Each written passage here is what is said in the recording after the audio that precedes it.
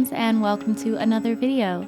Today I'm going to be talking about the Faber Castell Albrecht Durer watercolor markers, which I'm super excited about. I just got these in the mail yesterday, I want to say, or the day before yesterday, and I was super excited that they came in time to film this video because I really wanted to show these to you guys. I was actually going to release another video today, but we're going to put that on hold because I just couldn't wait to test these markers. So I already had two of these markers that I got from an art subscription box. I don't remember which subscription box, if I'm being completely honest, but I really loved the way they worked, and they were the only watercolor markers I had ever tried that I liked, that I felt blended out really well and actually kind of behaved like watercolor. I also really liked that the ink is pigment-based, not dye-based, which means it's going to have more longevity and have more light fastness, and I just tend to prefer pigment-based things over dye-based things in general. So those were all things that really appealed to me. Add to that the fact that Albrecht Durer is the watercolor pencils that I use. The Faber Castell Albrecht Durer ones are my favorite watercolor pencils. I love them so much, and they blend out really well. And I had really high hopes for these. So I used my collective Amazon gift cards that I had gotten for Christmas, and I purchased a 30 set of the Faber Castell Albrecht Durer watercolor markers. And I wanted to show them for you guys, like I said.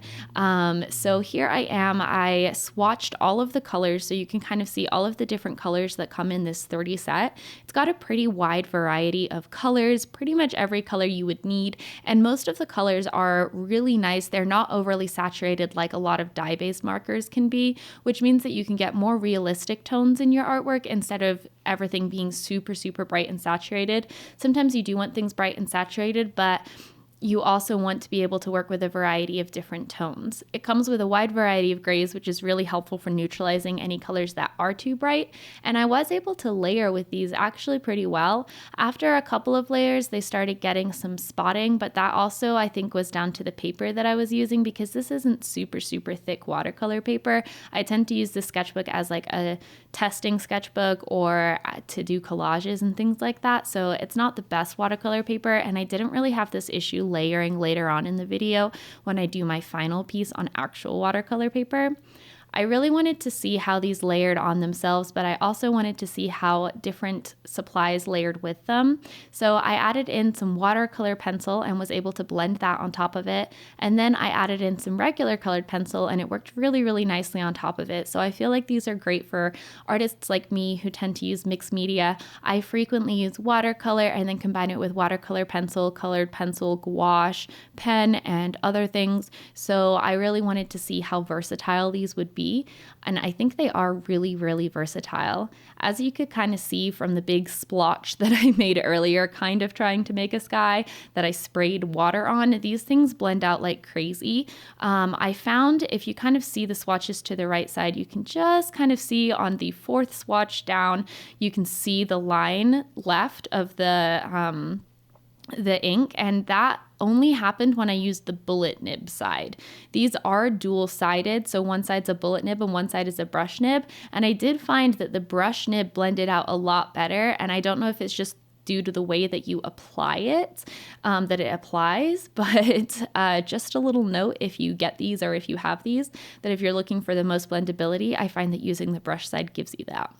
So I'm starting my piece that I'm doing with this, and I started by taping everything down, and then I did my loose sketch in watercolor pencil. The reason I chose to use watercolor pencil is because I can just color right on top of it, and these markers, because they are watercolor based markers, should in theory, and spoiler alert, they did, just blend this away and I won't really see it anymore. When you do this, I recommend using a really light tone in a color that is going to vibe with the color palette that you're looking for. I knew that there was going to be mostly green in this. Even her skin was going to be a little bit green toned. So I used a light green. If you're going to do a warm image, then I would recommend maybe using a yellow. For a cool image, a light blue or a light purple could work. Whatever is going to work with your image. Then I went over using a darker colored pencil and established a little bit more of where my lines were going to be. I'm not really doing line art per se. I'm still being really loose because most of this isn't going to be super visible by the end. It's just so that I can see what I'm doing as this watercolor pencil blends out. And then it's time to use the watercolor markers. And I was really excited to use these on actual, like really thicker, more nice, wow, that was great English, but thicker, more nice watercolor paper. And I was really impressed by them. I started by just scribbling everything on there, and you can see how much, like you can see the brush strokes, right? And then the moment I spray the water on, they just magically disappear. Look at them. They're gone. They're just gone. They disappeared. And I've never seen that with watercolor markers before. Like watercolor markers to me have always been such a, like, I don't know, like, what's the word I'm looking for? Like a con? Like they've always been such a con because I feel like I'm like, oh, watercolor and a marker, but it's not. It doesn't blend out at all. And it's just really, I don't know, it just like stays where you put it. And I remember feeling the same about watercolor pencils before I found the Albrecht Durer ones. And also I will say the Arteza woodless ones are really good as well. And I'm really happy with these. I will say not every single color blends out as good as the others. And you can see that right now with this red. I kind of really struggled to blend this red out. I think it was maybe just a little too dark for what I needed it to blend out to. But once I added in the other colors on top and blended them out, it really helped even that out. And honestly, what I could have done and what I probably should have done is take the watercolor marker and put it on a little bit of a palette and then just use a brush to pick that up. And I didn't use that technique at all throughout this entire painting, but it's a really good technique if you're using watercolor markers and you want a more like light and desaturated color, is you can put them on a little palette and then you can even mix the colors on the palette. You can just basically use them like regular watercolor. So that's a really good way to use watercolor markers, but I didn't use it in this video because I really wanted to use them in their pure marker form and test them out that way and see what I could do just using them as markers versus using them more like watercolors, which is more my comfort zone because it's good to get out of your comfort zone sometimes and just kind of try something a little bit different. I loved how everything was blending out. I went in and established those kind of base layers of color and a base layer of her hair, and then I started going in with some more details.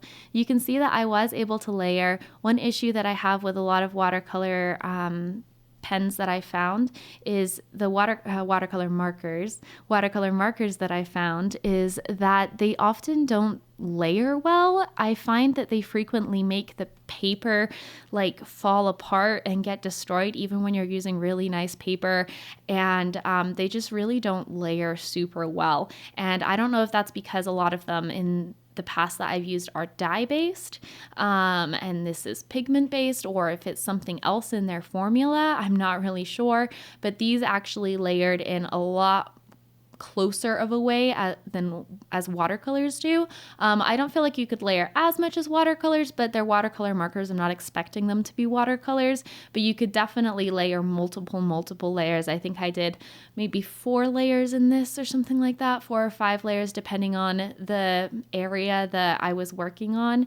So they definitely work for layering, and you can definitely activate them later. So there was a period between this where I drew the leaves and then I went to bed, and then the next morning I decided I wanted to add water to the leaves, and they reactivated no problem. They didn't leave any brush strokes when they reactivated, and it was literally like I had just laid down the color. A lot of other watercolor markers that I've used, I have to basically immediately put the water on right after I lay down the color if I want to get any blending, and the difference with these is crazy. It really does blow my mind, and I am really glad that I got this set. Obviously this isn't a sponsored video. I don't know why I always feel the need to say that, but whenever I talk positively about something, I just want people to know, like, no, I spent my own money on this. But yeah, I'm super happy. I really like them, and I think they were I think it was like $70 or $80 for a pack of 30, which is definitely up there in price, but I think they're definitely worth it, especially because they are pigment ink and they have a high light fastness. So I'm super stoked about it. One other thing that I really enjoyed about these is they actually look like watercolor on the paper. From the way that they bleed to even granulation, I am seeing some granulation in here. And I, again, have never ever seen that with watercolor markers. These are watercolor markers that behave like watercolors. And I am so excited about it. Like, I can throw these in my bag. Okay, to be fair, they're not any more compact than watercolors. Watercolors can get very compact. So these are not necessarily a space-saving solution, but they are a fun little new art supply that I'm excited to have in my kind of arsenal. And I think they might be nice for quickly adding shading to a sketch, especially if I'm just feeling like using a water brush or don't feel like getting out watercolor or whatever, or if I want to just add shading and then add water to it later, which I often do with watercolor pencil. I could do this with watercolor marker as well. So I definitely see some usage for them. And even though I don't think I will use them to create entire images, I do think I'll use them in my arsenal, especially to add in these backgrounds. It was really quick to add in the background, and then spraying it with water, I got some really lovely effects. So it's a lot faster to add in a background than when I use watercolor pencil. So I think that's going to be a really good use for them. So as you can see, I went over it with colored pencil and I had absolutely no issues. Again, worked just like watercolor. And I used the colored pencil to add in some more highlights, to add in her eyelashes, and just to kind of make the leaves in her hair pop. A little bit about the art, it's just a girl with leaves in her hair. There's nothing really deeper than that. I just wanted to use the color green. And that is okay, because it is okay for your art to not have meaning. It is okay for your art to be there simply to provide a little bit of beauty for the world. That is okay. And don't stress if every single piece of art you do doesn't have some kind of deeper, bigger meaning or story behind it. The story behind this is, I wanted to use green. I like plants. She has plants in her hair, and I am happy with that story. I'm using the colored pencils to add in a little bit more detail, some of the leaf veins, and I'm trying to push myself to add in more detail when I want to stop, because I found myself being a wee bit lazy with my art recently. I just kind of want to walk away when it's about 3/4 finished and be like, it's done.